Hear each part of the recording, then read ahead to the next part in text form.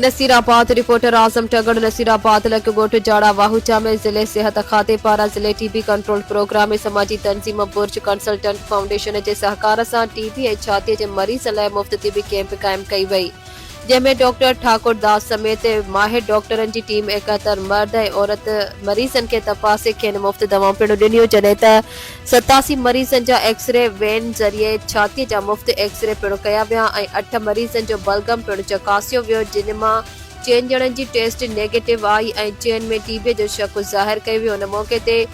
DHO Qambar Shahdad Kot doctor Gulzar Ahmed Dunyo, ADHO doctor Syed Habib Shah Bukhari, doctor Saddam Bhutto ऐं सैयद नदीम शाह चयो त टीबी हिकु ख़तरनाक बीमारी आहे, जंहिं भी मर्द ऐं औरत खे हल्को बुखार खंघ ऐं जिस्म में सूर रहे त उहो बर वक्त टीबीअ जी चकास कराए,